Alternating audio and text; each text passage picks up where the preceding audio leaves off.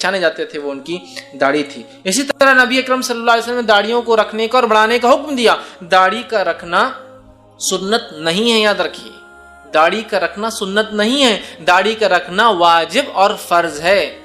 کیوں؟ آئیے میں اس کے دلائل آپ کے سامنے رکھتا ہوں۔ داڑھی کا حکم کیا ہے؟ آئیے قرآن کی آیت سورہ حشر سورہ نمبر 59 آیت نمبر 7 کو یاد کیجئے، وَمَا آتَاكُمُ الرَّسُولُ فَخُذُوهُ وَمَا نَهَاكُمْ عَنْهُ فَانْتَهُوا، نبی جو تمہیں دے دے مسلمانوں اسے لے لو، جس سے روک دے اس سے رک جاؤ۔ یہ بات ہے۔ نبی اکرم صلی اللہ علیہ وسلم فرماتے، عبداللہ بن عمر رضی اللہ عنہ اس حدیث کے راوی، صحیح بخاری کی روایت، آپ نے فرمایا رکھا خالف المشرکین وفروا، آپ فرماتے ہیں کہ مشرکین کی مخالفت کرو، وفروا اللحیہ وَأَحْفُ الشَّوَارِبَ، تو آپ فرماتے اور کہتے ہیں مشرکین کی مخالفت کرو، داڑھیوں کو بڑھاؤ اور مونچھوں کو صاف کرو، داڑھیوں کو بڑھاؤ اور مونچھوں کو صاف کرو۔ اسی طرح دوسری روایت آتی ہے جو کہ صحیح بخاری کی روایت، آپ نے فرمایا اور کہا، مطلب عبداللہ ابن عمر ہی اس کے راوی، اور تقریباً 20 سے 22 روایت ہے، اس میں سے 10 کے قریب عبداللہ ابن عمر ہی اس کے راوی رضی اللہ عنہما۔ وہ فرماتے ہیں انکحوا الشوارب، وہ فرماتے اور کہتے ہیں مونچھیں پست کرو، اور آگے فرماتے ہیں وَأْفُوا اللِّحَىٰ، اور اپنی داڑھیوں کو معاف کر دو۔ آپ نے فرمایا چھوڑ دو۔ آپ کا حکم کیا ہے؟ مونچھوں کو پست کرو، داڑھی کو معاف کر دو، چھوڑ دو۔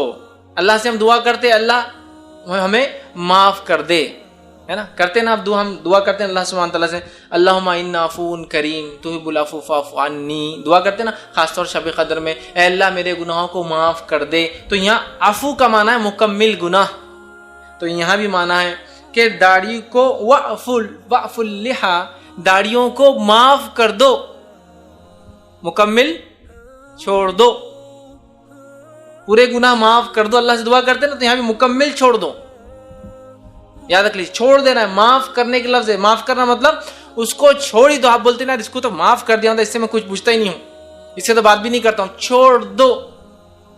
کٹنگ سیٹنگ چھٹنگ صفائنگ کچھ بھی نہیں ہے، چھوڑ دو، معاف کر دو، کلیئر لفظ ہے نا۔ آئیے آگے آپ سے کیا فرماتے ہیں، راوی عبداللہ بن عمر رضی اللہ عنہما ہی ہے، وہ فرماتے اور کہتے ہیں، یہ روایت جو ہے صحیح بخاری کی ہے، صحیح مسلم میں بھی آتی ہے، آپ نے فرمایا اور کہا احفوا الشوارب وَأْفُوا اللِّحَىٰ، مونچھیں صاف کرو اور داڑھیوں کو بڑھاؤ۔ ترغیب، پہلے تو معاف کر دو، اب کہا جا رہا ہے بڑھاؤ۔ اسی طرح جو ایک اور روایت ہے جس میں آپ سے فرماتے اور کہتے ہیں، جو ہے ابن عمر رضی اللہ عنہ ہی اس کے راوی، صحیح مسلم کی روایت ہے، امرنا باحفاء الشوارب، نبی اکرم صلی اللہ علیہ وسلم نے حکم دیا ہمیں مونچھیں پست کرنے کا، واعفاء اللحیہ، اور داڑھیوں کو بڑھانے کا۔ نبی اکرم صلی اللہ علیہ وسلم نے حکم دیا ہمیں مونچھوں کو پست کرنے کا اور داڑھیوں کو بڑھانے کا۔ کتنی بڑھاؤ؟ کہ معاف کر دو، چھوڑ دو اس کو۔ کلیئر احکامات ہے، اور قرآن کی آیت کا ہے وَمَا آتَاكُمُ الرَّسُولُ فَخُذُوهُ، نبی جو دے دے اسے لے لو، وَمَا نَهَاكُمْ عَنْهُ فَانْتَهُوا، جس سے روک دے رک جاؤ۔ تو نبی کا کہا حکم یہ واجب اور فرض میں داخل ہو جاتا ہے،